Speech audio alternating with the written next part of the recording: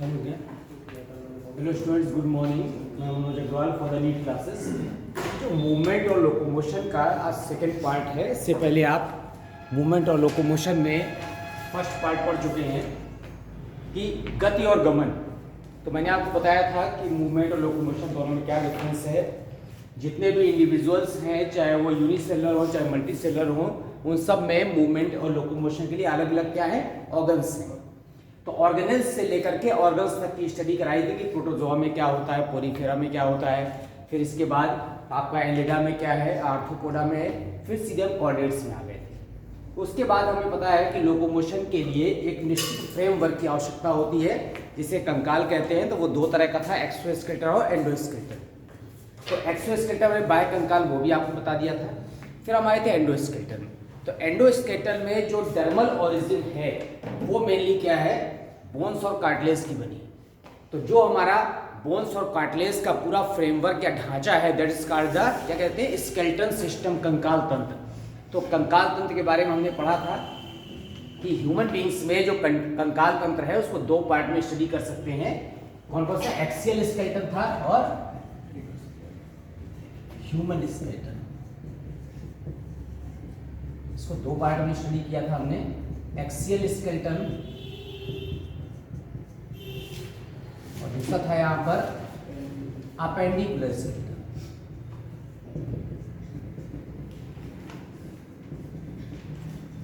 जो axial skeleton था वो अक्षीय कंकाल इसको हिंदी में कहते हैं। ठीक बीच का जो सेंट्रल पार्ट होता है पिलर नुमा, that is the axial skeleton, Hindi में कहते हैं अक्षीय कंकाल। तो अक्ष बना रहा है ये हमारे शरीर का। तो अक्षीय कंकाल के अंतर्गत हमको पता है क्या क्या आया था। एक तो स्कल आ गया था, खोपड़ी। क्या आया था इसके अंदर, खोपड़ी, स्कल। खोपड़ी के अलावा क्या आया था हमारा, वर्टेब्रल कॉलम था, वर्टेब्रल कॉलम। इसके बाद स्टर्नम था, हिंदी में कहते हैं उरोस्थि। ये यहाँ पर कशेरुक दंड। फिर ये है उरोस्थि। उरोस्थि के बाद हमारा था पसलियां, रिब्स, पसलियां। ये सभी पार्ट मिलकर के अक्षीय कंकाल बनाते हैं, जो बीच का सेंट्रल पार्ट है, जो वर्टेब्रल कॉलम से होता हुआ और आगे कहां तक गया था, स्कल तक गया था। तो ये हमारा अक्षीय कंकाल हो गया। बोन्स की संख्या हमने काउंट कर ली थी कि यहां पर 126 बोन है इस वाले पार्ट में, और यहां पर कितनी थी, 80 बोन्स थी। हम एडल्ट की बात कर रहे हैं। तो ये यहाँ पर 80 बोन्स थी। स्कल में आपको डिफरेंशिएट कर दिया था, डिवाइड करके अलग बता दिया था कि यहाँ पर कितनी होती है, वर्टिब्रल कॉलम में कितनी होती है, रिब्स आपको पता है कितनी होती है, 24 होती है, स्टर्नम 1 होता है, वर्टिब्रल कॉलम में 26 होता है। अब आप देख रहे हैं यहाँ पर कि जितने भी बोन्स यहाँ शेष रहेंगे वो सब स्कल में आ जाएंगे, और स्कल में यहाँ पर 29 हो जाएगी विद हाइवाइड। इसको जोड़ के हाइवाइड को जोड़ देना है। नहीं तो कई जगह आप देखेंगे कि लिखा होता है यहाँ पर कि स्कल में 28 बोन है। तो कंफ्यूज नहीं होना है, जब भी आपको लगे संख्या तो आप लिख दीजिए 29 विद हाइवाइड। ठीक है। तो ये पूरा 80 बोन्स यहाँ पर, इसके बारे में हमने पढ़ लिया था। स्कल के बारे में बता दिया था कि स्कल को हमने यहाँ पर क्रेनियम में और फेशियल बोन्स में और इसमें ईयर और स्किल्स में 3 पार्ट में बांटा था।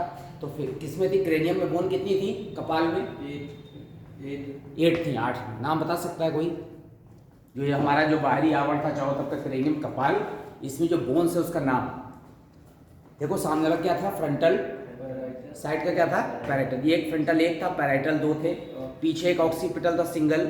फिर कान के पास क्या थे, टेम्पोरल, और टेम्पोरल के बाद क्या था, स्फिनॉइड और एथमॉइड। ठीक है ना। तो फ्रंटल, पैराइटल, ऑक्सीपिटल, टेम्पोरल और स्फिनॉइड और एथमॉइड, बिल्कुल ऐसा सीरियल से चला आ रहा है। फिर फेशियल बोन्स थी हमारी, 14 हड्डियां थी चेहरे की हड्डियों में फेशियल बोन्स पे।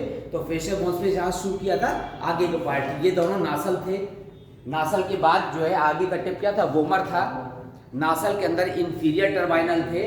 उसके बाद यहाँ पर जो पार्ट लगा हुआ है ये जाइगोमेटिक था, इसी को चीक बोन कहते हैं, इसी को मलार बोन कहते हैं, इसी को जाइगोमेटिक बोन कहते हैं। जाइगोमेटिक बोन या जो हमारी जाइगोमेटिक बोन है और या चीक बोन है, पीछे जाकर किससे जुड़ गई थी, किससे पार्ट से जुड़ी थी, कौन से पार्ट से बताइए, ये कौन सा है, ये टेम्पोरल है, इधर के फॉसा से जाकर जुड़ गई थी, उसे कहा नाम दिया था जाइगोमेटिक आर्क, ठीक है, वहां से जाकर जुड़ गई थी। फिर उसके बाद इसमें आ गए थे ये वाले पार्ट में, ये था मैंडिबल, ठीक है। तो क्या है आपका जो ऊपर और नीचे का दोनों पार्ट मिलकर के फ्यूज हो रहे थे, ये वाला नीचे का पार्ट क्या है, जबड़ा, लोअर जा, एक बोन ये हो गई। इसके अलावा एक बोन और थी, कौन कौन सी हुई है, नेजल हो गई, वोमर हो गई और इंफीरियर टर्बाइन हो गई, जाइगोमेटिक हो गई, पैलेटाइन रह गई, एल के आकार की होती है, जो सीलिंग बनाती है हमारे किसका, क्रेनियम का, कपाल के पार्ट्स होती है, तो पैराइटल हो गई। फिर उसके बाद कौन सी हो गई, मैंडिबल्स हो गई, फिर मैक्सिली हो गई। इस तरह से जोड़ेंगे आप कितनी हो जाएंगी, 14 हो जाएंगे, लेक्राइन, ठीक है। सबसे स्मॉलेस्ट बोन पतली नाखून के आकार की होती है। फिर हमारे थे ईयर ऑस्किल्स में, प्रत्येक कान में 3 हड्डी थी, मैलियस, इनकस और स्टेप्स, ये भी हो गया था। फिर हाइवाइड में आए थे हम, ऐसे उल्टे यू के आकार की एक रचना बनी हुई थी, उसके ऊपर टंग रखी होती है, that is called the hyoid bone. फिर उसके बाद हम किसमें आए थे, वर्टिब्रल कॉलम में, कशेरुकदंड में। तो आपने देखा था वर्टिब्रल कॉलम में टोटल जो है 26 वर्टिब्री थी, एडल्ट की बात कर रहे हैं, तो 26 में डिफ्रेंशिएट कर दिया था। जो गर्दन में थी वो क्या है, यहाँ पर सर्वाइकल वर्टिब्री, ग्रीवा कशेरुक 7 थी।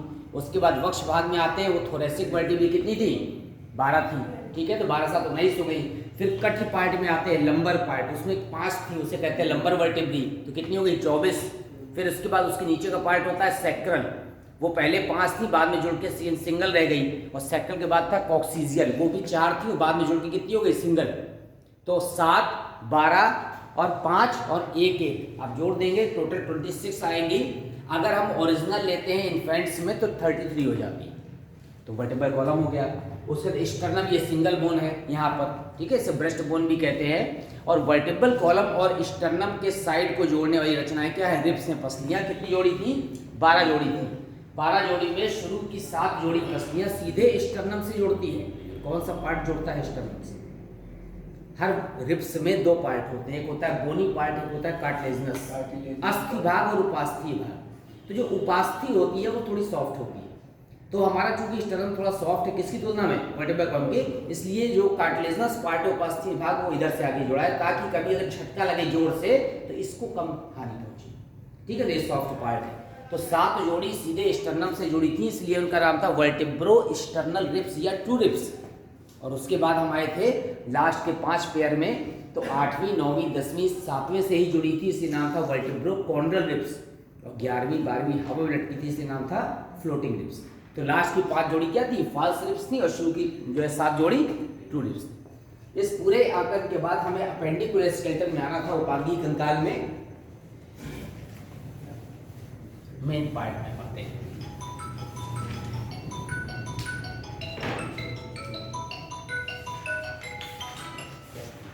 हाँ हेलो,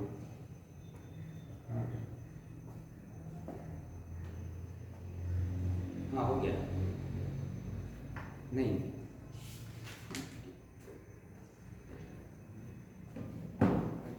अपेंडिकुलर स्केलेटन में उपांगी कंकाल इसको कहते हैं। उपांगी कंकाल में हमने बताया था आपको कि अब लास्ट की 126 बोन रह गई। तो इसमें क्या है, एक तो मेखलाएं आती हैं, मेखला वो होती है जिससे लिम्ब जुड़े होते हैं, और दूसरे क्या था, लिम्स आते हैं। तो इसमें हो गई यहाँ पर गर्डल्स और लिम्स। गर्डल्स को हिंदी में कहते हैं मेखलाएं, तो इसको कहते हैं यहाँ पर, लिम्स को क्या कहेंगे, लिम्स को लिम्स ही रहेंगे। अब हम आते हैं यहाँ पर गर्डल्स में कि डिटेल डिस्क्रिप्शन गर्डल्स मेखलाएं। गर्डल यहाँ पर 2 तरह की है, there are 2 types of girdles, pectoral girdle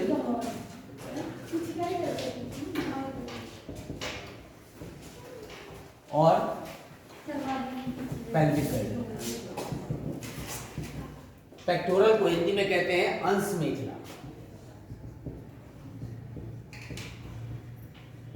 और पेल्विक को क्या कहते हैं, श्रोणी मेखला।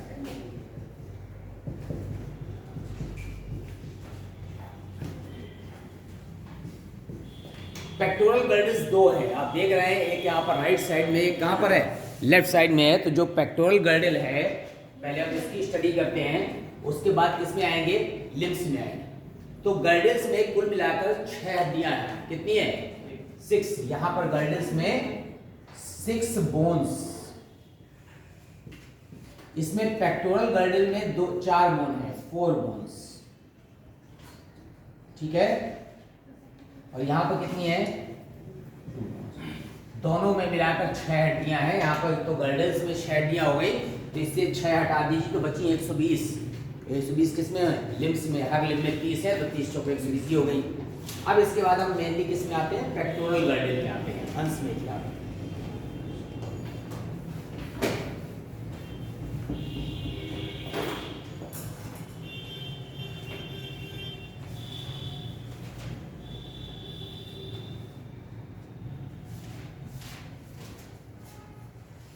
इसको एक और कहते हैं शोल्डर गर्डल भी कहते हैं। शोल्डर माने कंधे, इसे शोल्डर जॉइंट भी कहते हैं, जब हमारी आगे की हड्डी जो है ह्यूमरस जुड़ी होती है। तो पेक्टोरल गर्डल जो अंश में निकला है, हर गर्डल में 2 बोन है, चूंकि 2 गर्डल हैं पेक्टोरल गर्डल। तो अगर आप केवल पेक्टोरल गर्डल का स्ट्रक्चर देखें, अंश में निकला था,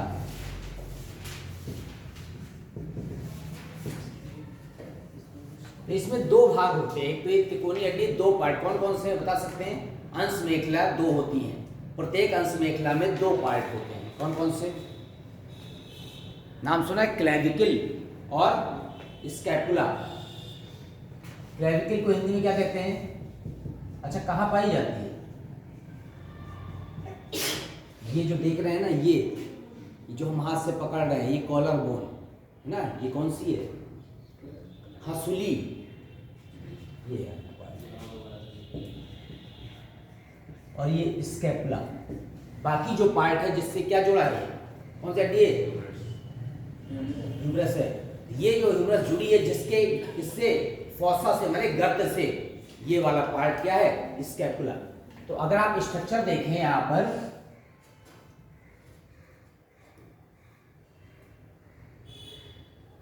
आपको ऐसा स्ट्रक्चर दिखाई देगा। ठीक है। ये वाला जो स्ट्रक्चर है, एक हड्डी ऐसी आपको लहराती हुई दिखाई देगी, कर्व टाइप की। ये है क्लेविकल ऊपर वाली, और ये क्या है? यहाँ पर स्कैपुला है। तो जो क्लेविकल होती है वो एक तरफ किससे जाकर जुड़ रही है? स्टर्नम से। ठीक है। और दूसरी तरफ आकर के स्कैपुला से जुड़ रही है। तो ये वाला जो यहाँ पर प्रोसेस निकला होता है, इसको कहते हैं एक्रोमियन प्रोसेस।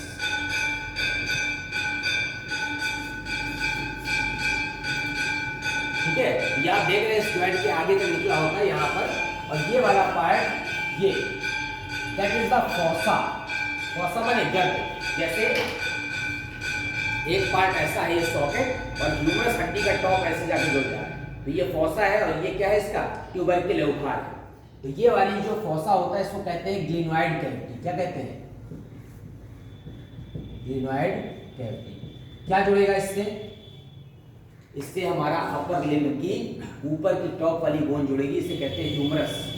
तो आप ये देख रहे हैं, ये क्लेविकल है, एस के आकार की है, तिरछी मुड़ी होती है, एक्रोमियन प्रोसेस होता है, एक तरफ स्कैपुला से जुड़ा होता है, एक तरफ से जुड़ी होती है, स्टर्नम से जुड़ी होती है, और ये ट्रायंगुलर बोन। स्कैपुला यहाँ पर ट्रायंगुलर स्ट्रक्चर है, बेसल पार्ट है, और क्या होता है? स्ट्रॉन्गेस्ट पार्ट होता है। स्ट्रॉन्गेस्ट नहीं, स्ट्रॉन्गर पार्ट होता है। अब इसकी ग्लिनोइड कैविटी से यहाँ पर क्या जुड़ेगा? हम इसी के साथ जब गर्डल पढ़ेंगे तो साथ साथ अपर लिम्ब भी पढ़ेंगे, क्योंकि गर्डल से क्या जुड़ा है? अपर लिम्ब जुड़े हैं। अपर लिम्ब कितने हैं? 2 हैं अपर लिम्ब। तो अपर लिम्ब 2 हैं। अब 2 है तो हम एक अपर लिम्ब यहाँ पर स्टडी करते हैं। तो जैसे हम ऐसे खड़े हुए, ठीक है, तो ये वाला हमारा पार्ट बॉडी का कौन सा पार्ट है? पीछे की तरफ डोर्सल है, ये कौन सा हो गया? वेंट्रल। अब डिपेंड करता है कि आप कैसे बना रहे हैं, ऐसा पार्ट बना रहे हैं कि ऐसा पार्ट बना रहे हैं, क्योंकि इसमें जो रेडियस वल्ना है उसकी जो पोजीशन होती है वो क्या होती है? शिफ्ट हो जाती है। तो आपका ये जो पूरा अपर लिम्ब है, अपर लिम्ब में 3 भाग होते हैं। ठीक है। बता सकते हैं क्या क्या होता है? हमारे जो अपर लिम्ब है, अपर लिम्ब को 3 भाग में बांटा गया है। कौन कौन सा पार्ट? बॉडी का पार्ट बताना है। ये वाला पार्ट क्या है? आर्म। इसके बाद का 4 आर्म, 4 की स्पेलिंग FOUR नहीं, FOR। उसके बाद क्या है? हैंड, भुजा, अग्रभुजा और हाथ। तो यहां से यहां तक का पार्ट यह है आर्म। यहां से यहां तक का है फोर आर्म, अग्रभुजा, और ये क्या है हैंड। ठीक है, तो हमारा जो आर्म है इसमें एक हड्डी है, कौन सी है, ह्यूमरस। यहां से यहां तक का जो पार्ट है इसमें दो हड्डी है, समझ रहे हैं, रेडियस और अल्ना। एक चीज ध्यान रखना है कि चूंकि दो हड्डी हैं तो हम कैसे काउंटिंग करेंगे कि जो अंगूठे की तरफ होती है, ऐसा आप हाथ रखिए, अंगूठे की तरफ जो हड्डी होती है उसे कहते हैं रेडियस, तो इसलिए नाम रखा है रेडियस अल्ना। मतलब हमको याद रहे कि हमें अंगूठे की तरफ वाली हड्डी रेडियस है और उसके अपोजिट छोटी उंगली की तरफ क्या है, अल्ना। फिर इसके बाद अगर हम हाथ ऐसे बना रहे हैं तो हमारा रेडियस किस तरफ आएगा, इस तरफ आएगा, ठीक है ना, और अल्ना कहाँ आएगा, इस तरफ आएगा। अगर हमने ऐसा हाथ बना दिया, आपको ध्यान रहे जिस तरफ अंगूठा बनाएंगे उस तरफ क्या जाएगी, रेडियस। ह्यूमरस एक ही है, अब चाहे डॉर्सल से बना दो चाहे वेंट्रल से, कोई फर्क नहीं पड़ता। तो ये जो आपकी ग्लिनोइड कैविटी है, इस ग्लिनोइड कैविटी के ऊपर यहां पर ये वाला पार्ट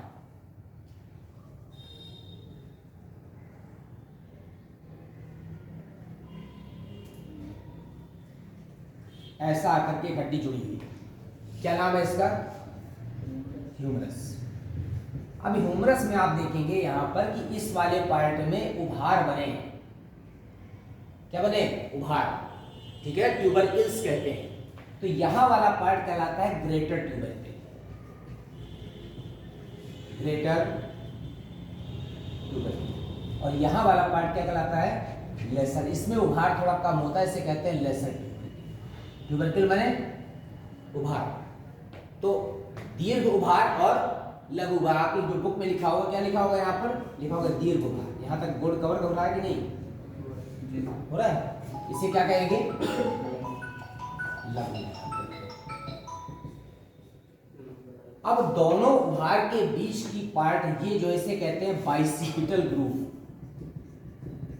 बाइसिपिटल, बाइसिपिटल खांच। ये किसमें फिट हो गया ऐसे आकर के, ये हमारी जो ग्लिनोइड कैविटी का फॉसा है, ये इसमें आकर ये पार्ट फिट हो जाएगा। अब कौन सा जॉइंट बना रहा है, बॉल एंड सॉकेट एक जॉइंट होता है जिसमें फ्रीली हड्डी मूव करती है, वो अभी जॉइंट पढ़ाएंगे। तो ये आपका ह्यूमरस का ऊपर का पार्ट जो है ट्यूबरकिल, इसमें जाकर फिट हो गया ग्रेटर ट्यूबरकिल और लेसर ट्यूबरकिल के फॉर्म में, और बीच की पार्ट क्या हो गई, बाइसिपिटल।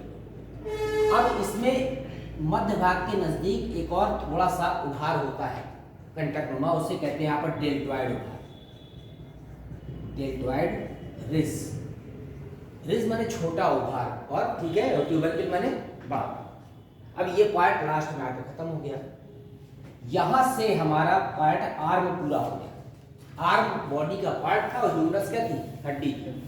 इसके बाद हम अगर हाथ ऐसे बना रहे हैं, ठीक है, वेंट्रल व्यू से लेकर के, आपको बुक में बनाना पड़ता है कि this is the dorsal view की वेंट्रल व्यू क्या बनाया आपने, तो हम वेंट्रल व्यू बना रहे हैं, तो हमारा अंगूठा किस तरफ आएगा, इस तरफ आएगा। तो आप यहां पर ऐसे बोल पाएंगे,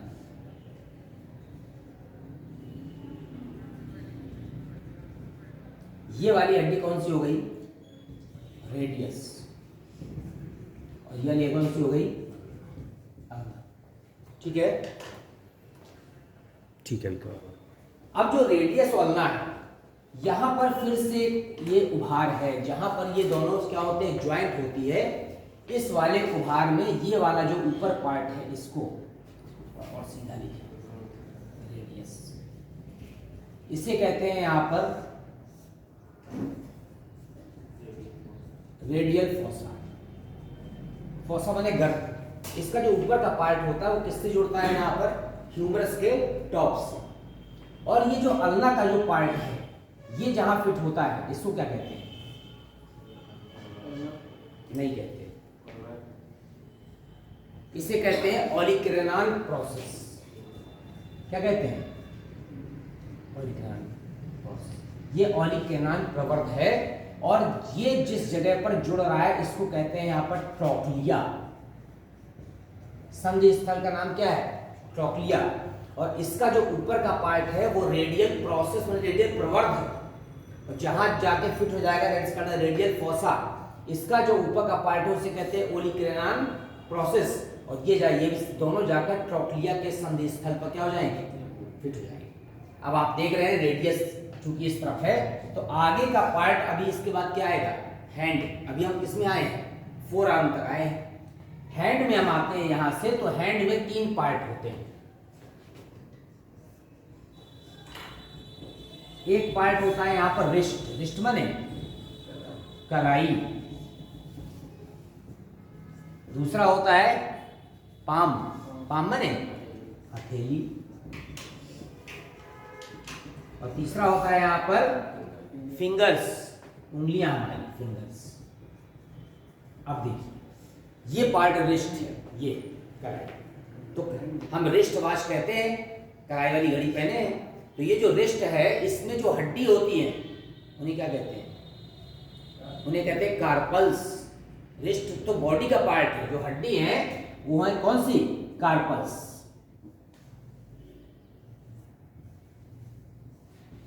आठ हड्डियां होती हैं, ये जो हड्डियां हैं ये है कार्पल्स। कितनी है? 8 हड्डियां हैं। ठीक है, अब आप देख रहे हैं आर्म में कितनी हड्डी थी? 1। फोर आर्म में कितनी थी? 2। 2 1 3 होनी कितनी चाहिए? 30 होती है एक आर्म में। तो 3 के बाद 27 हड्डी बची, तो 27 में आपकी रिस्ट में 8 आ गई, पाम में कितनी आ गई? 5, ये पाम है।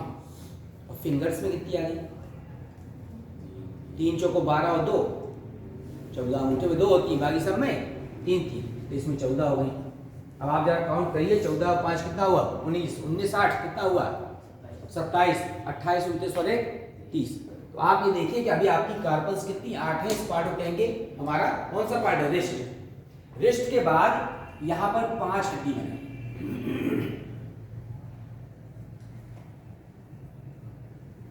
इसको थोड़ा बड़ा कर देंगे, मिडिल वाली है, इसको थोड़ा छोटा कर देंगे, क्या है ये? अंगूठा। ठीक है, ये वाला पार्ट कहलाएगा मेटाकार्पल्स। यहां पर जो हड्डियां हैं उन्हें क्या कहते हैं? मेटाकार्पल्स। कितनी है? 5। ठीक है, हमारे पाम भाग में मेटाकार्पल्स। अब देखिए अंगूठे में 2, इसको कहते हैं फेलेंजेस इन हड्डियों को। बाकी सब में कितनी? 3। तो यहां पर 2 बनाए, 1 2, बाकी सब में 3। तो ये क्या सी हो गई? ये हो गई फेलेंजेस। और फेलेंजेस को ऐसे लिख देते हैं 2 + 3 + 3 + 3 + 3, और ऐसे एरो लगा दिया और यहां पर बता दिया कि ये कौन सी थी? रेडियस थी। तो ये क्या होगा? अंगूठा होगा। तो अंगूठे से उंगली की तरफ इसको लेके 2, बाकी सब कितनी? 3। तो इसमें कितनी है कुल मिलाकर? 14। 14 और 5 19, 19 8 27 28 29 और 1 30। तो 30 हड्डियों का जो कॉम्बिनेशन है, तो ये वाला पार्ट हो गया पेक्टोरल गर्डिल। पेक्टोरल गर्डिल में 2 हड्डी, स्कैपुला और क्लेविकल। तो 2 पेक्टोरल गर्डिल है, तो कुल हड्डी कितनी हो गई? 4। और हमारा एक अपर लिम्ब में 30 हमने काउंट करा दी, 2 अपर लिम्ब में कितनी हो गई? 60। तो 60 और 4 64। तो pectoral girdle plus upper limb में मिलाकर कितनी हड्डी हो गई? 64 64 हो गई। तो आप सीधे सीधे याद रखिए, लिम्ब में 30 होती है, तो 30 चौको 120। 4 है पेक्टोरल गर्डिल में हड्डियां, क्योंकि पेक्टोरल गर्डिल कितनी है? 2 है, तो 4 हड्डियां तो हो गई कितनी? 124 और 2 बची। तो पेल्विक गर्डिल सिंगल होती है सोनमेखला, लेकिन कितने?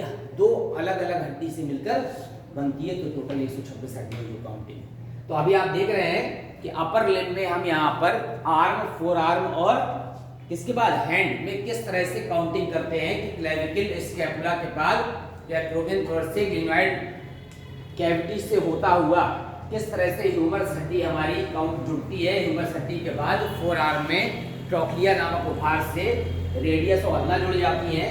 रेडियस और अल्ना के बाद का पार्ट हैंड हो जाता है। हैंड में रिस्ट है, कलाई, उसके बाद पाम है, और पाम के बाद क्या है? फिंगर्स। तो रिस्ट की हड्डी को कार्पल्स कहते हैं और पाम की हड्डी को मेटाकार्पल्स कहते हैं, और फिंगर की हड्डी को क्या कहते हैं? फेलेंजेस कहते हैं। तो ये आपका upper arm plus pectoral girdle, दोनों चीज बनी हुई है। ठीक है,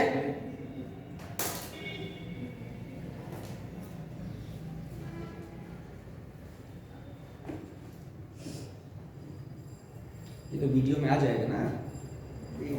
4 दिन बाद पढ़ेगा। अच्छा, कोई बात नहीं, सब बुक में बना हुआ है। पहले आपको थोड़ा समझना है कि कौन सी बोन कहाँ पर अटैच होती है, उसका नाम थोड़ा याद रखना है नहीं। तो पेक्टोरल गर्डिल और अपर लिम्ब में मिला करके कुल हड्डियां हमने 64 काउंट कर ली। 2 अपर लिम्ब है तो 60 हो गई, 4 किसमें हो गई पेक्टोरल गर्डिल में।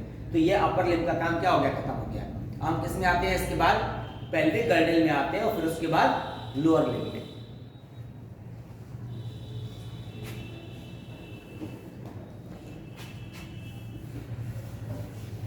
पहले आप बना लें इसको।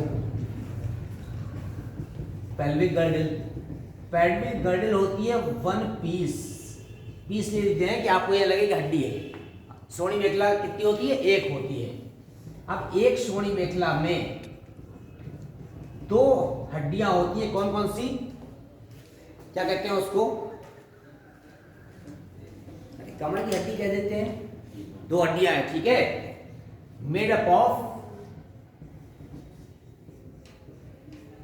2 बोन्स। हिप बोन भी कहते हैं इसको, क्या कहते हैं, सबसे अच्छा वर्ड है हिप बोन्स, कमर की हड्डी। अब एक श्रोणि मेखला है 2 हड्डियों से मिलकर बना है, तो इसे सेमी सर्किल भी कहते हैं या 2 हाफ हड्डियों से मिलकर बनती है, दोनों क्या कहते हैं, हिप बोन कहते हैं। शुरुआत में एम्ब्रियोनिक स्टेज में ये हिप बोन तो 2 ही थी, लेकिन इसमें जो काउंटिंग थी वो कितनी थी, 6 थी। दोनों तरफ की हिप बोन भी खुद 3-3 हड्डी से मिलकर बनी थी, जिसे इलियम, स्टियम और प्यूबिस कहते हैं। बाद में वो तीनों क्या हो गई, फ्यूज हो गई, इससे कारण से केवल एक सिंगल रह गई, इसे क्या नाम दिया, हिप बोन नाम दिया। अब हम यहाँ पर पेल्विक गर्डिल बना,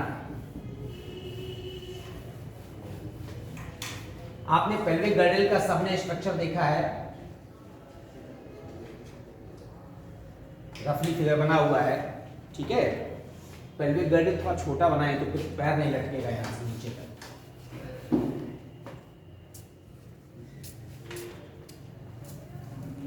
आइए बेटा, ये हमारा पेल्विक गर्डिल है। अब पेल्विक गर्डिल में 3 हड्डी होती है, दोनों हिप बोन है, क्या है ये, हिप बोन। हिप बोन 2 है और दोनों हिप बोन खुद 3-3 हड्डी से मिलकर बनती है। उन तीनों का किसी को नाम पता है, क्यों भाई, इलियम, स्टियम और प्यूबिस। आपने देखा यहाँ पर आकर के वर्टेब्रल कॉलम का लास्ट पार्ट फिट होता है, कौन सा, कशेरुकदंड की सबसे लास्ट कशेरु कौन सी है, और नीचे आइए बेटा, लंबर के बाद सैक्रल है, फिर कॉक्सीजियल है। कॉक्सीजियल पार्ट जो है ना हमारा, सैक्रल कॉक्सीजियल पार्ट इसके अंदर आकर के घुस जाता है, इसलिए इसमें कैविटी बनी होती है। तो यहाँ पर ये वाली जो हड्डी है, इसे क्या कहते हैं, इलियम, ठीक है। जो नीचे का पार्ट जो ऐसा नुकीला टाइप का आया है, ये इसे कहते हैं स्टियम।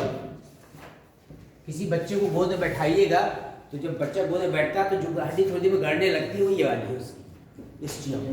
और दोनों जहां पर जुड़ रही हैं, इस यहां पर ये कॉर्नर वाला, इसे कहते हैं प्यूबिस। अब इलियम, स्टियम और प्यूबिस जहां मिलती हैं उस पार्ट पे ऐसा एक गर्त बन जाता है, कैविटी बन जाती है, उसको क्या कहते हैं, उसे कहते हैं एसिटाबुलम। क्या कहते हैं, एसिटाबुलम कहते हैं। अब यहां पर जो पैर की हड्डी है लोअर लिम्ब की, उसको जोड़ने के लिए स्पेस यहां नहीं है, ये साइड से है एसिटाबुलम, ठीक है। तो एसिटाबुलम क्या है, it is the place where the ilium, ischium and pubis join together, जहां आपस में जोड़े। बाद में जन्म के बाद इलियम, स्टियम और प्यूबिस ये 1, 2, 3 तीनों जुड़ जाती है, इसलिए एक बोन बन जाती है, उसे क्या कहते हैं, हिप बोन। ये वाला जो ज्वाइंट है जहां पर दोनों प्यूबिस मिल गई है, that is called the pubic symphysis. क्या कहते हैं इसको, प्यूबिक सिम्फाइसिस, हिंदी में कहते हैं श्रोणि संधायक। ये यहां पर फ्लेक्सिबल ज्वाइंट है, कैसा है, फ्लेक्सिबल है। जब शिशु का जन्म होता है तो ये दोनों हिप बोन क्या होती है, सेपरेट होने लगती है, दूर चली जाती है, तो ये जो प्यूबिक सिम्फाइसिस ज्वाइंट है ये लूज हो जाता है, और शिशु के जन्म के बाद प्यूबिक सिम्फाइसिस फिर से धीमे धीमे कहाँ लगता है, पास आने लगता है। इसलिए अगर कई बार डिलीवरी होती है तो जो हिप बोन है वो वापस अपनी पोजीशन में नहीं आती, इसलिए कमर क्या हो जाती है, चौड़ी हो जाती है। तो शुरुआत में प्यूबिक सिम्फाइसिस फ्लेक्सिबल होता है, लेकिन बाद में धीमे धीमे फ्लेक्सिबिलिटी कम होने लगती है, वापस अपने स्थान पर नहीं आ पाता है। तो ये ट्यूबिंग सिम्फाइसिस को शोर संधायक कहते हैं और शिशु जन्म के समय सेपरेट होकर के शिशु जन्म में सहायता करता है। अब पेल्विक गर्डल में 2 बोन हो गई, हम आते हैं पेल्विक गर्डल के बाद किसमें? लोअर लिम्ब में। आपको पता है कि लोअर लिम्ब भी हमारे कितने हैं? 2 हैं।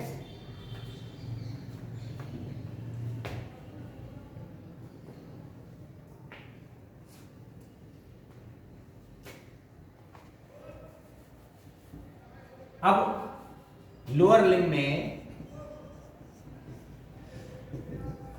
बोन्स बाद में पढ़ेंगे, फिर से इसको 3 पार्ट में बांटा है। जैसे हमारे अपर लिम्ब को 3 पार्ट में बांटा था, कौन कौन सा?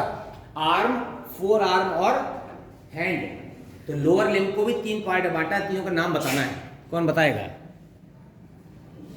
लोअर लिम्ब में बॉडी के 3 पार्ट है, उस 3 पार्ट का ये वाला पार्ट क्या है? लेग। जांग, इंग्लिश में कहते हैं इसको थाई। उसके बाद का पार्ट, ये वाला पार्ट क्या है? इसे कहते हैं क्रस या शैंक कहते हैं। क्रस कहते हैं या शैंक कहते हैं। कुछ जगह पर जंघा लिखा रहता है, ठीक है ना। लेग, लिम्ब ज्यादा वर्ड अच्छा है। लेग तो मुझे लगता है कि शायद इन्वर्टिब्रेट्स के लिए ज्यादा यूज करते हैं। फिर उसके बाद का पार्ट क्या है? ये वाला पार्ट जहां मैं शूज पहने हूं।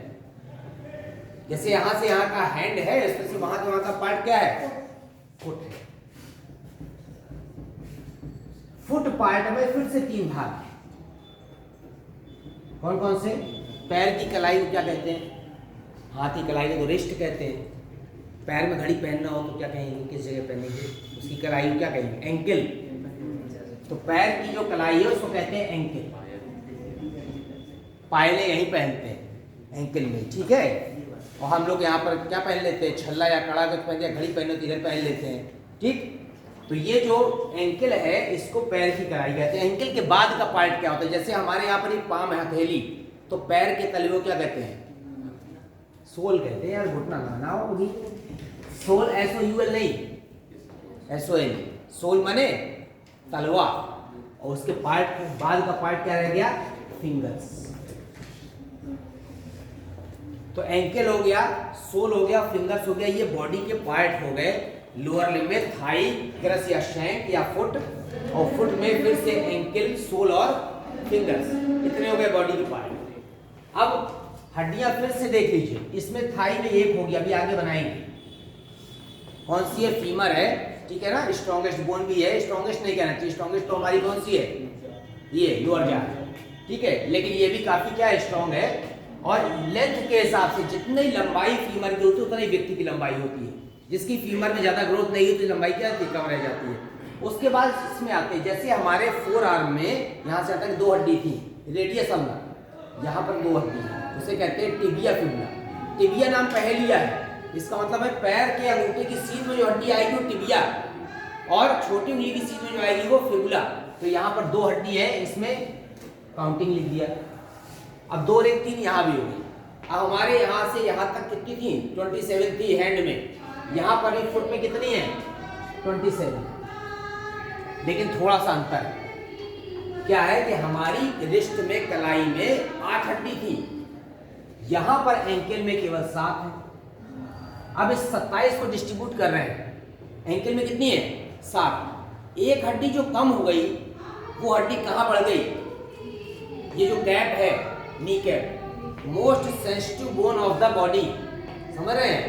तो जब भी आप साइकिल चलाते हैं, गाड़ी चलाते हैं ना, तो ध्यान रखिएगा इसको जरूर बचाना है।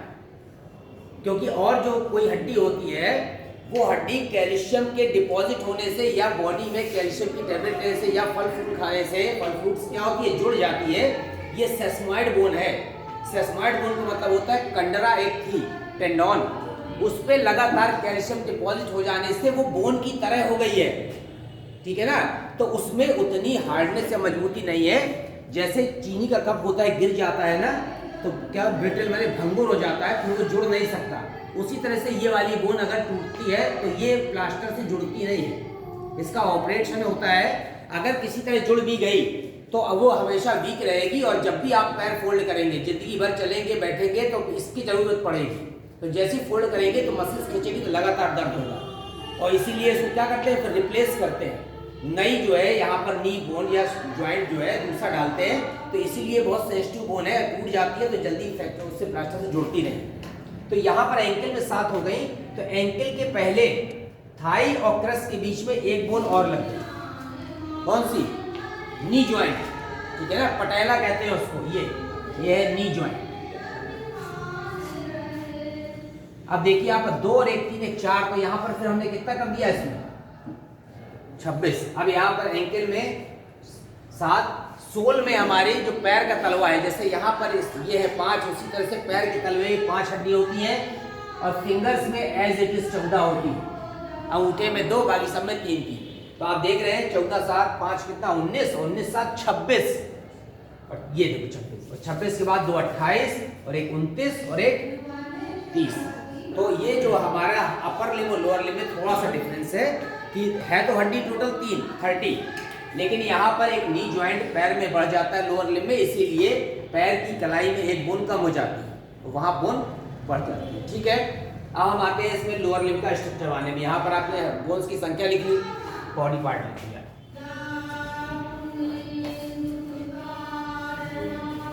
यहाँ से एसिटाबुलम से कौन सी हड्डी जुड़ेगी, फीमर हड्डी जुड़ेगी, और वो भी फीमर हड्डी कहाँ जोड़ती है, साइड्स, इसीलिए हमारा पैर थोड़ा फ्लेक्सिबल है, ठीक है। ये हमारा जो ह्यूमरस है ये बॉल एंड सॉकेट ज्वाइंट है, खूब फ्रीली मूव करता है, लेकिन ये क्या है, less developed ball and socket joint, ये पैर उतना फ्रीली मूव नहीं करता।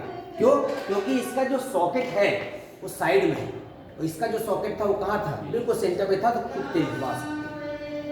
ये जो यहाँ पर सॉकेट है, तो हमारी जो फीमर है ये इस तरह का पार्ट, ये जो ऊपर का पार्ट ट्यूबरकिल है, ये ट्यूबरकिल किस में जाके फिट हो जाता है, एस्टबुलम में फिट हो जाता है। अब आपको ये नहीं देखना है कि ये जो स्ट्रक्चर है ये क्या, आप देखें कि इसमें स्ट्रक्चर में ये रियली जैसा बना होता है वैसा आपको नहीं दिख रहा है। ये वाला पार्ट फीमर, और फीमर का ऊपर का पार्ट किसमें फिट होगा, एसिटाबुलम के सॉकेट में। फीमर को थोड़ा छोटा कर दें तो नीचे की बोन नहीं आएगी। फीमर के बाद जो हड्डी है कौन सी है, फोर आर्म में कहना चाहिए इसको, क्या कहना चाहिए, क्रस। तो क्रस पार्ट में 2 हड्डी होती है, एक हड्डी है टिबिया, और दूसरी कौन सी है, ये वाली हो गई टिबिया, ये वाली कौन सी हो गई, फिबुला। अब आप ये देखिए कि अगर टिबिया आपने जिस तरह बनाई है तो पैर का अंगूठा भी इसी तरफ आएगा। तो ये वाला हमने यहाँ पर पैर की जो कलाई है, यहाँ पर हमने फिर से हड्डियाँ बनाई, वहाँ 8 बनाई थी, यहाँ कितनी बनाएंगे 7। और इस वाले पार्ट को में जो हड्डी है, इस हड्डी का क्या नाम है, हाथ में कहा था कार्पल्स, यहाँ पर कहते हैं टार्सल्स। अब इसके पहले ये एक बोन थी, कौन सी, नी ज्वाइंट, नी ज्वाइंट है, और हड्डी का नाम है यहाँ पर पटेला। ये पटेला दोनों को ऐसे कवर किए हुए है, यहाँ से इसको जोड़े हुए है, यहाँ से इसको जोड़े, ऊपर से एक कैप केवल लगा हुआ है, ये पटेला हो गया। तो आप देखिए फीमर एक हो गई, एक पटेला हो गई, एक टिबिया हो गई, और एक फिबुला, 4 यहीं तक हो गई। अब इसके बाद का जो पार्ट है यहाँ पर, इस पार्ट को क्या कहेंगे, एंकल। तो एंकल में हमारी 7 टॉर्सल्स हो गई। एंकल के बाद जो हमारा पार्ट आएगा क्या आएगा, सोल। सोल में 5 हड्डी होंगी, उन 5 हड्डियों को क्या कहेंगे, इन्हें कहेंगे मेटाटार्सल्स। मेटाटार्सल्स, मेटाटार्सल्स कितनी है, 5। इसके बाद हमको यहां बनाना है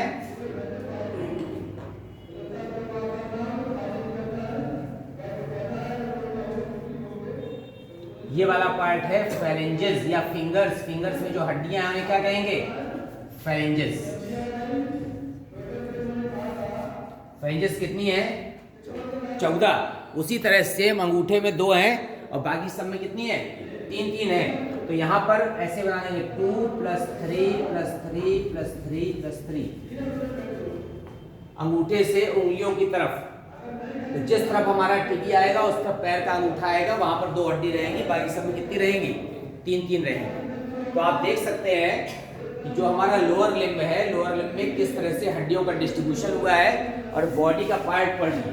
अक्सर जब आप कहीं से जंप करते हैं, कूद जाते हैं और आपका पैर ठीक से नहीं पड़ता है तो अक्सर क्या टूट जाती है, एंकल टूट जाती है, फिर आप खड़े नहीं हो पाते हैं। और क्योंकि इन हड्डियों में ये मेटाटार्सल्स कम टूटती है, ये फेलेंजेस कम टूटती है। जैसे ही आप तेजी से कूदते हैं तो पूरा प्रेशर जो पड़ता है वो किस पे पड़ता है, एंकल पर पड़ता है। क्योंकि आप कूदले जो है तो कूद के आप थोड़ा सा लोच लेते हैं तो इस पर भी लोड कम हो जाता है, लेकिन पूरा लोड किस पे आता है, एंकल पर आता है। तो एंकल में टार्सल्स पर आता है। अक्सर टार्सल्स अपनी पोजीशन से क्या होती है, हट जाती है। जब टार्सल पोजीशन से हट जाएगी तो इसी पार्ट में क्रैक बहुत जल्दी आता है। वैसे तो ऑपरेट होगा, सॉरी एक्सीडेंट होगा तो कहीं भी आ सकता है, लेकिन इस पार्ट पे आता है। और या फिर अगर कोई चीज़ सामने से स्ट्रोक करती है तो हमारा जब गाड़ी चलाते हैं तो ये पार्ट ऐसे रहता है, ठीक है ना। तो ये पार्ट जो ऐसे रहता है तो कोई भी चीज़ आती है, व्हीकल आती है तो इसी से टकराती है। इसीलिए बाइक वगैरह में आगे जो लगा होता है प्रोटेक्शन के लिए, यदि लगा होता है कि लेग गार्ड कि हमारे किसको बचा दे, नी जॉइंट को बता दे। तो ये आप देख रहे हैं फीमर, उसके बाद टिबिया फिबुला नी जॉइंट के बाद फिर उसके बाद एंकल में टार्सल्स, फिर सोल में मेटाटार्सल्स, फिर फेरेंजेस, किसमें, फिंगर्स। तो कुल हड्डियां आपको कितनी दिख रही है, 30 दिख रही हैं। 2 लोअर लिम्ब थे तो 30 दूनी 60 हो गए, ठीक है। और 2 अपर लिम्ब थे, 30 दूनी 60, वहां पे 120 ये हो गई, 4 हो गई पेक्टोरल गर्डल में और 2 हो गई पेल्विक गर्डल में। तो कुल टोटल हड्डियां 206 हमारी कंप्लीट हो गई एक्सियल स्केलेटन में और किसमें, अपेंडिकुलर में। तो अक्षीय और उपांगीय कंकाल में जो हड्डियों का डिस्ट्रीब्यूशन है वो आपको डिस्ट्रीब्यूशन जरूर याद रखना है, किस बॉडी का पार्ट याद रखना है, बॉडी में कौन सी बोन है वो याद रखना है। अब इसके बाद जब हम वर्टिब्रल कॉलम पढ़ रहे थे कशेरुक दंड, तो कशेरुक दंड के पढ़ने में हम एक जगह देख रहे थे कि वर्टिब्री, तो कशेरुक से भी पूछा जाता है कि वर्टिब्री है क्या। तो जो वर्टिब्रल कॉलम की यूनिट है, इकाई, उसे क्या कहते हैं, वर्टिब्री कहते हैं। अब वर्टिब्री में कशेरुक में कौन कौन से भाग होते हैं, किसी को पता है? कशेरुक में वर्टिब्री, वर्टिब्री किसकी यूनिट है, हिंदी में कहते हैं कशेरुक, कशेरुक दंड की इकाई है।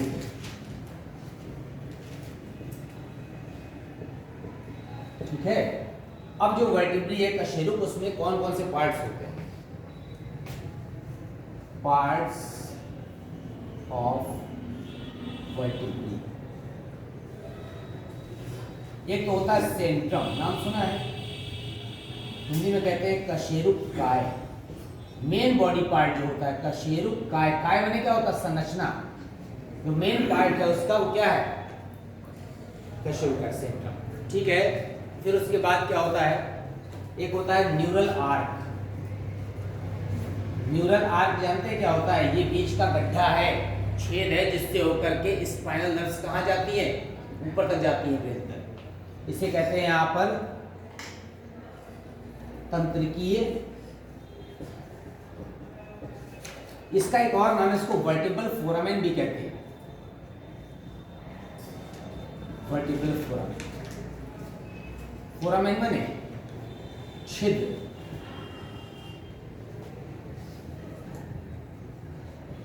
कशेरुक छिद्र। उसके बाद इसमें होता है स्पाइनस प्रोसेस, कंटिकीय प्रवर्त, या फिर होते हैं केवल प्रोसेस लिखते हैं, प्रवर्त। 3 पार्ट दिखाई दे रहे हैं आपको, कशेरुक काय और कशेरुक छिद्र। कशेरुक छिद्र क्या है, जहां से होकर हमारी क्या निकल रही है, तंत्रिकाएं निकल रही है, वो कशेरुक छिद्र हो गया आपका। और तीसरा पार्ट हो गया प्रोसेस, प्रोसेस को हिंदी में क्या कहते हैं, प्रवर्त कहते हैं। अब वर्टिब्री में जो सबसे मेन पार्ट है जिसके आधार पर वर्टिब्री को क्या किया जाता है, डिफरेंशिएट किया जाता है, वो पार्ट कौन सा है, वर्टिब्री का नामकरण जिसके आधार पर किया जाता है, नामकरण बताना है। वर्टिब्री का नामकरण किसके आधार पर किया जाता है। वर्टिब्री में आप जब भी पढ़ेंगे तो उसमें कई प्रकार के डिवीजन लिखे होंगे, तो आपको ये बताना है कि नामकरण किसके आधार पर किया गया। बुक में आपने लिखा होगा वर्टिब्री जहाँ भी लिखा रहता है उसमें नामकरण लिखा रहता है। भाई सेंट्रम के आधार पर कशेरुक काय क्या था, पर आपने नाम सुना है प्रोसीलस, एम्फीसीलस, एसीलस, ये क्या है ये नाम सुना है? नहीं सुना? नहीं सुना तो बताइए। ये जो वर्टिब्री है में सेंट्रम पार्ट है, Centrum is the most important part, Centrum is the most important part and on the basis of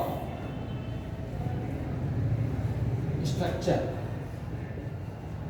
किस तरह का स्ट्रक्चर है सेंट्रम का, एंड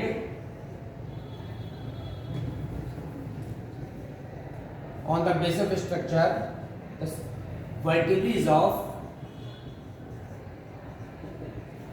of following types। सबसे पहले एक जगह आपने नाम सुना कशेरुकाय जो है उसका जो स्ट्रक्चर कैसा, आकृति कैसी है, और आकृति भी मेनली डिसाइड होती है उसकी कॉन्वेक्सिटी या कॉन्केविटी क्या था। तो अगर यहां पर सेंट्रम हमारा दोनों तरफ से फ्लैट है उसे कहते हैं एम्फीप्लेटियन। एम्फीप्लेटियन जो शब्द है वो किसके लिए है? दोनों तरफ से वर्टिब्री क्या है, फ्लैट है, कहीं पर भी ना कोई कॉन्केविटी है ना ही कहीं पर भी क्या है कोई कॉन्वेक्सिटी है। तो इस तरह का एम्फीप्लेटियन वर्टिब्री को कहते हैं एसीलस। क्या कहते हैं? एसीलस। हिंदी में कहते हैं आगर्ती, माने इसमें कहीं पर भी कोई गर्त नहीं है। ह्यूमन बींग्स में ऐसी ही पाई जाती है आगर्ती कशेरुक। इस तरह बना दीजिए, लिख दीजिए। एग्जाम्पल क्या है? ह्यूमन बीइंग, मनुष्य में इसी तरह की वर्टिब्री होती है एसीलस।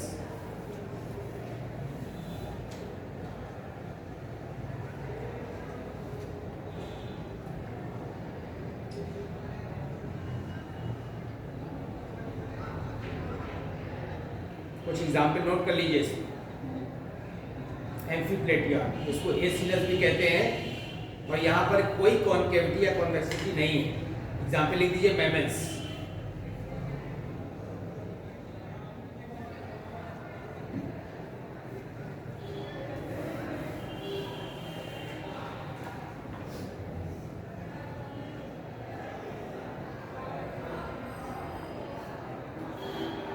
एक और बनाइए, इसको कहते हैं यहाँ पर प्रोसीलस। प्रोसीलस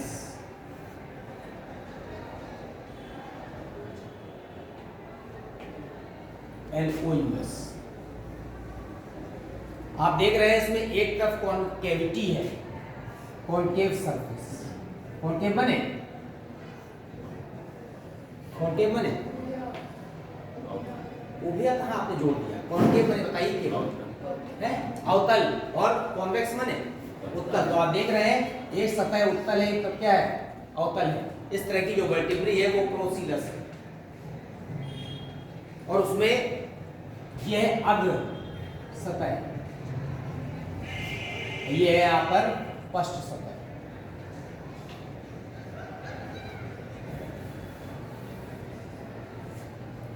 इसमें एग्जाम्पल नोट कर लीजिए प्रोसीलस का। देखिए इसमें उभयचर एवं सरीसृप, उभयचर एवं सरीसृप।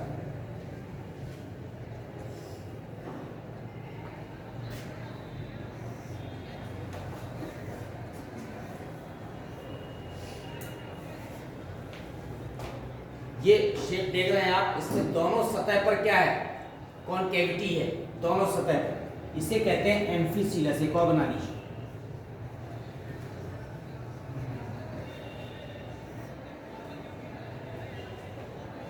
अग्रगर्ती उभयगर्ती एम्फीसीलस। दोनों सतह पर कॉन्केविटी है। ये अग्र सतह है, अग्र माने एंटीरियर लिखा होगा बुक में, और ये कौन सतह है? पश्च सतह है। मनुष्य में अग्र सतह कौन सी है? जिस तरह हमारी आईज है वो अग्र सतह हो गई, तो हाँ इसलिए अग्र सतह को इंग्लिश में क्या कह देंगे? वेंट्रल कह देंगे मनुष्य के लिए। और पश्च को क्या कह देंगे? डॉर्सल। और साइड को क्या कहेंगे? लेटरल। और हमारे हाथ कहाँ से निकले? लेटरल से। इसमें लिख दीजिए एम्फिसिलस में दोनों सतह पर यहाँ पर कॉनकेविटी है। कौन सी सतह है? अवतल। ये भी और यहाँ भी अवतल सतह। एग्जाम्पल लिख दीजिए फिशेज, मत्स्य वर्ग।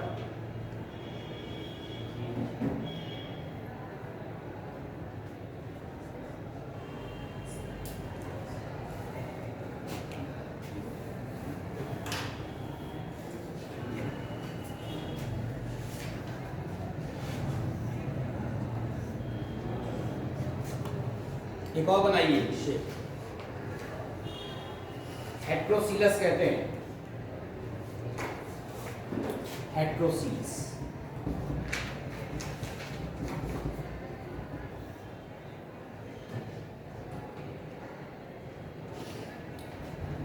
ये सतह है डॉर्सल, ये सतह है वेंट्रल, ये कौन सी है? एंटीरियर। एंटीरियर माने जैसे हम यहाँ से फोटो खिंचा रहे हैं तो ये एंटीरियर हो गई, ठीक है। इसमें क्या है? इस वर्टिब्री को ऐसे रखा हुआ है, जब ऐसे रखेंगे तो एक सतह एंटीरियर होगी, एक पोस्टीरियर होगी, एक डॉर्सल होगी, क्या होगी? वेंट्रल होगी, पोजीशन के हिसाब से। इसमें हेट्रोसिलस में आप देख रहे हैं दोनों सतह पर यहाँ पर क्या है? कॉन्वेक्स है। और अगर आप पोस्टीरियर सतह से देखेंगे तो दोनों क्या होंगी? कॉनकेव होंगी। तो एक सतह एक तरफ से डॉर्सल, वेंट्रल से दोनों उत्तल, और अग्र पश्च से दोनों क्या? अवतल। लिख दीजिए इसमें पृष्ठ अधर पर, पृष्ठ अधर पर व अग्र व पश्च सतह पर, अग्र व पश्च सतह पर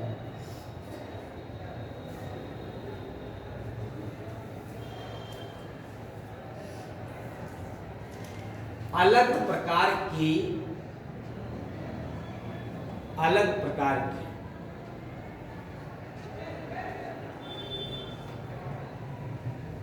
कॉनकेविटी या कॉन्वेक्सिटी, लिखा है कॉनकेविटी या कॉन्वेक्सिटी।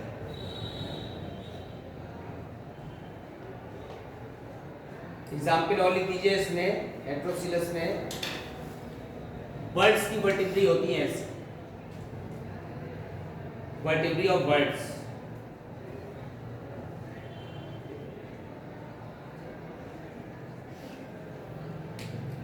अब देखिए हमारे में जो सेंट्रम था कशेरुक, क्या काय मेन पार्ट, वो कैसा था? एम्फिसिलस, सॉरी एम्फीप्लेटियन कहते हैं,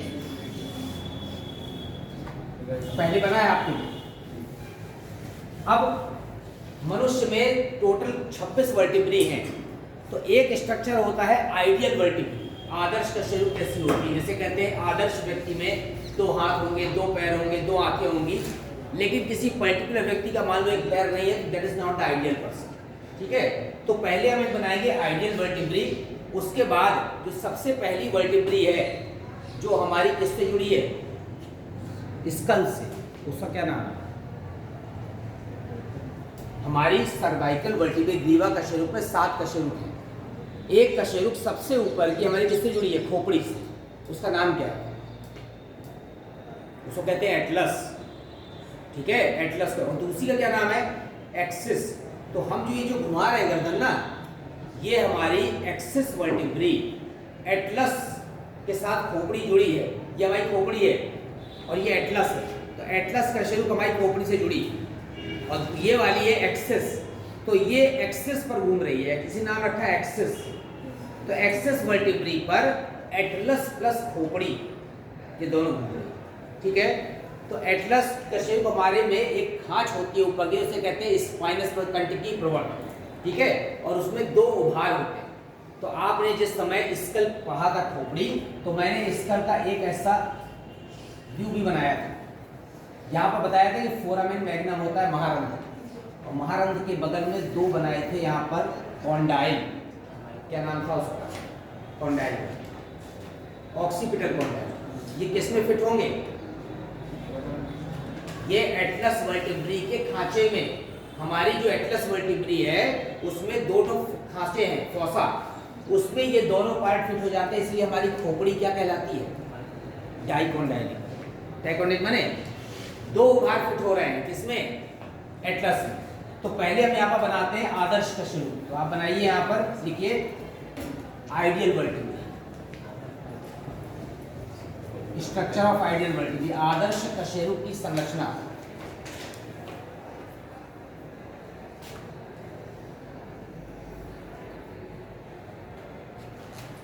स्ट्रक्चर ऑफ आइडियल वर्टिब्री।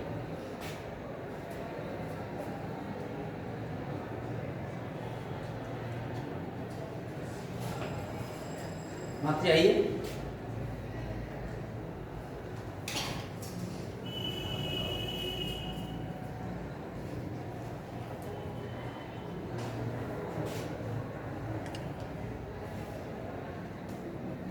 ये वाला पार्ट है सेंट्रम। सेंट्रम माने कशेरुक काय मेन पार्ट। जो ऊपर की तरफ एक प्रवर्त निकला है इसे कहते हैं स्पाइनस प्रोसेस, कंटकीय प्रवर्त। जो साइड में निकले इसे कहते हैं अनुप्रस्थ प्रवर्त, ट्रांसवर्स प्रोसेस, अनुप्रस्थ प्रवर्त।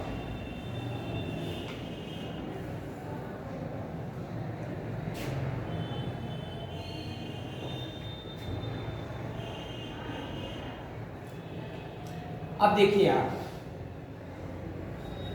7 प्रवर्त निकलते हैं एक आदर्श कशेरुक से। कितने? 7 प्रवर्त। कैसे गिनेंगे हम यहाँ पर? ये जो यहाँ पर ट्यूबरक्ल की तरह बना है इसे कहते हैं उच्च संधि फलक, और इसके ठीक नीचे यहाँ पर इसे कहते हैं निम्न संधि। इंग्लिश में लिखा रहता है सुपीरियर आर्टिकुलर प्रोसेस और इंफीरियर आर्टिकुलर प्रोसेस।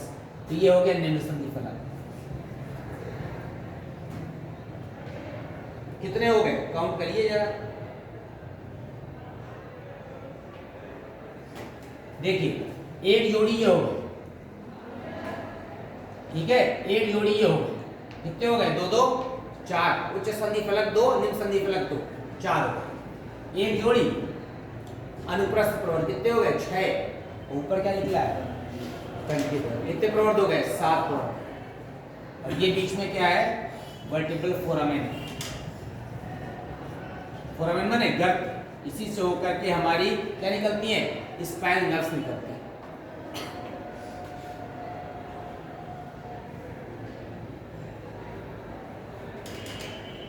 तो ये आदर्श कशेरुक की संरचना है कि सामान्य रूप से कशेरुक में एक कशेरुक गाय होता है, एक क्या होता है?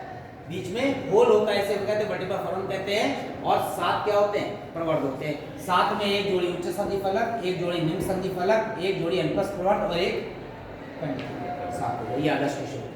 तो ये माना जाता है कि इस तरह की वर्टिब्री होनी चाहिए, लेकिन इसी में हमारी जो ग्रीवा में एटलस और एक्सिस है उसकी संरचना अलग है, इसीलिए एटलस और एक्सिस की संरचना अलग से पढ़ लेते हैं। बाकी किसी भी वर्टिब्री की आएगी तो आपको ये, ठीक है। चलिए इसमें लिखते हैं पहले कौन सा? एटलस कशेरुक, एटलस वर्टिब्री।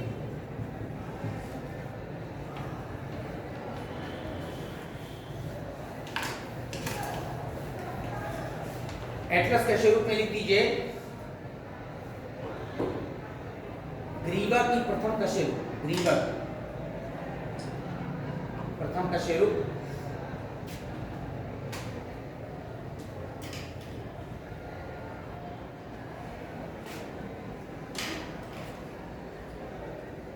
फिर कॉमा लगाइए, खोपड़ी से जुड़ने के लिए उपयोजित, खोपड़ी से जुड़ने के लिए उपयोजित, खोपड़ी से जुड़ने के लिए उपयोजित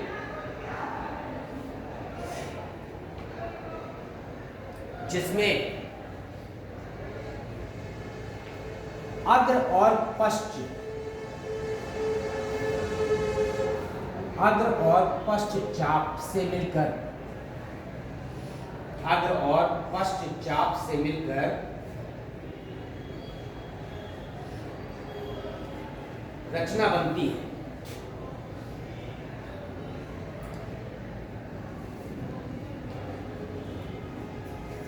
और इसमें उपस्थित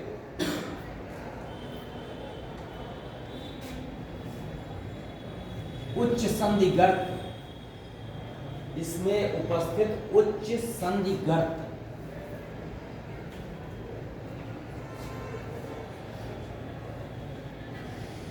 खोपड़ी के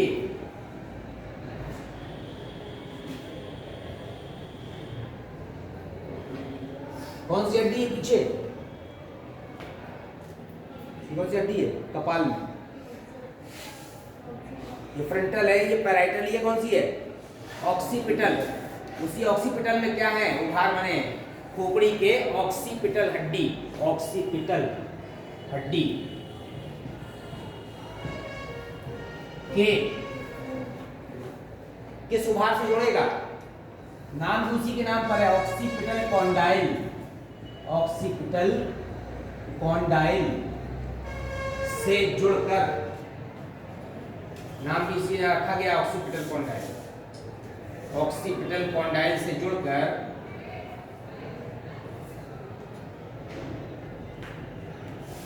खोपड़ी को सपोर्ट देते हैं स्कल को।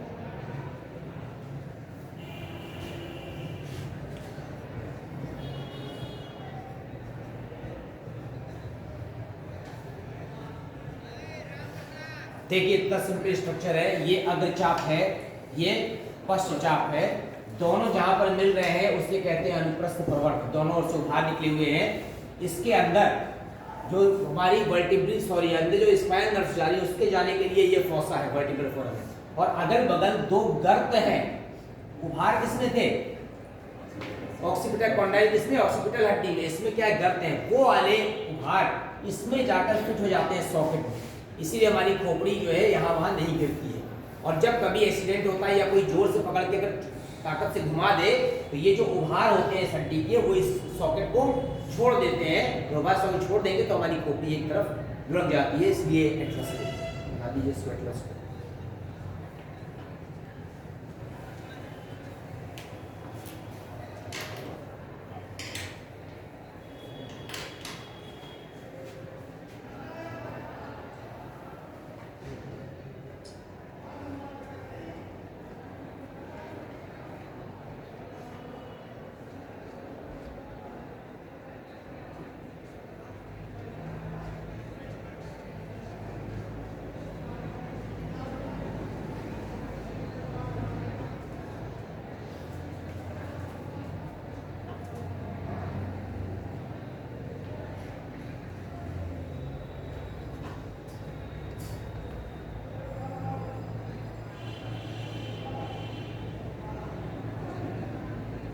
मेन आपको ये ध्यान रखना है कि इसमें जो संधि गर्त है इसमें ऑक्सीपिटल कॉन्डाइल आगे फिट हो जाता है, बस हमारी खोपड़ी सीधी रहती है। दूसरी कशेरुक में आइए एक्सिस कशेरुक,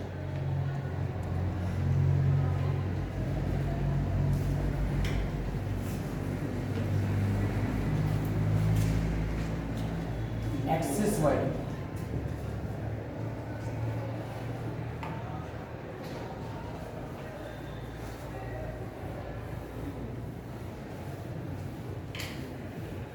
अब हमारी ये एटलस नहीं घूम रही, एटलस और एक्सिस के बीच रोटेशन हो रहा है, खोपड़ी जो है केवल एटलस पर जुड़ी है इसलिए घूम रही है, वास्तव में खोपड़ी नहीं घूम रही। हमारी एटलस और एक्सिस कशेरुक के बीच में क्या हो रहा है, रोटेशन हो रहा है, कितने डिग्री पर, कितने डिग्री रोटेट कर रहे हैं एक तरफ, 180 कहाँ कर सकते हैं बेटा, 180 में तो गर्दन पिक्चर की तरफ घूम जाएगी, पीछे डर जाएंगे हम लोग हैं। अरे यार इतनी तो मैं तो आती हूँ, कितने डिग्री घूम रही है, 90 पे घूम रही है, ठीक है ना, 90 पे इधर घूम रही है, 90 पे इधर घूम रही है, 180 पर तक घूमेगी जब यहाँ से हमारी मुंडी पीछे हो जाएगी, आके पीछे देख लेंगे, ठीक है ना। तो ये हमारी जो एक्सिस वर्टिब्रल लिख दीजिए इसमें, यह कशेरुक, यह ऐसा लिखिए, यह दूसरी ग्रीवा कशेरुक है, सेकंड, यह दूसरी ग्रीवा कशेरुक है जो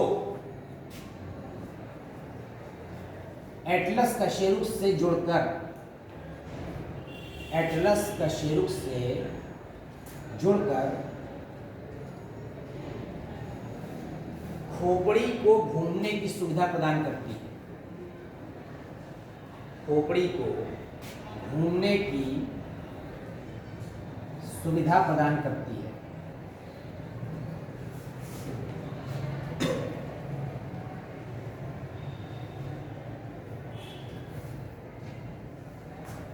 इससे एक कंटकीय प्रवर्ध निकलता है, इससे एक कंटकीय प्रवर्ध निकलता है।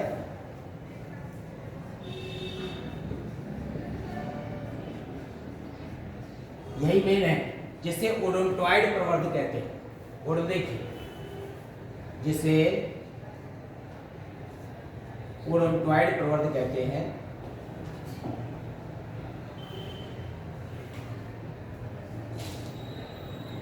जो एटलस कशेरुक के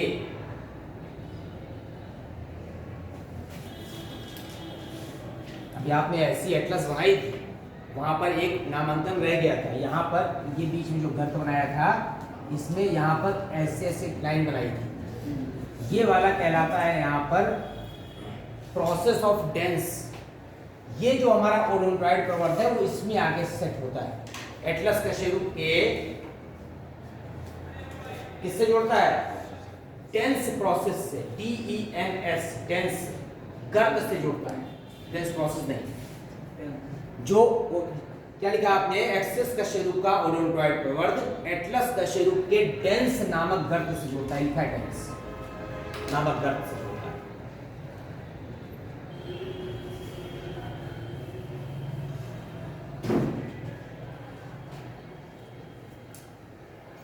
ठीक है, अब आप देख लीजिए यहाँ पर ये ओडोंटॉइड प्रवर्ध हो गया, कंटकीय प्रवर्ध है।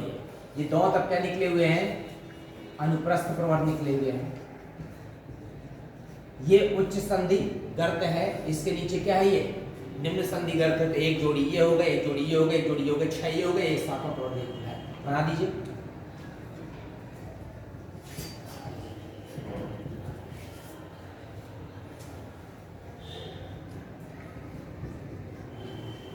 बस इसमें एक इंपॉर्टेंट चीज है कि इसका ओडोंटॉइड प्रवर्ध एटलस कशेरुक के डेंस नामक गर्त में फिट हो जाता है, जिसके कारण से हमारी खोपड़ी मूव कर सकती है।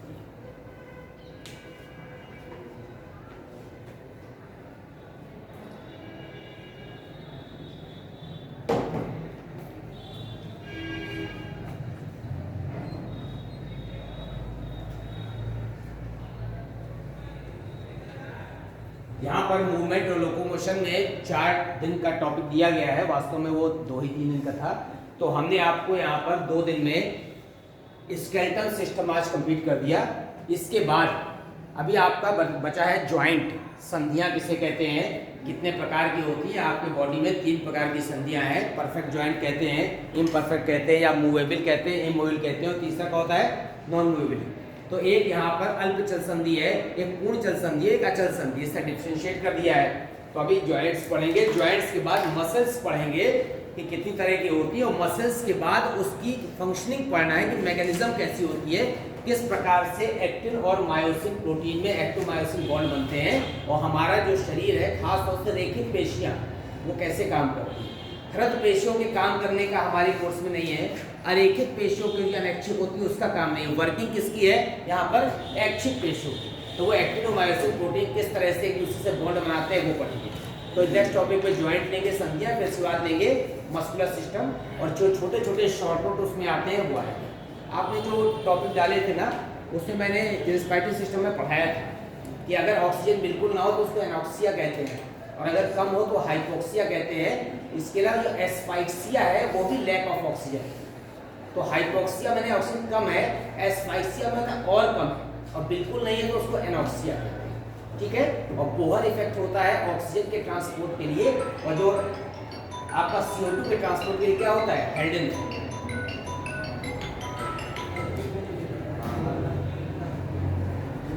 बस छोड़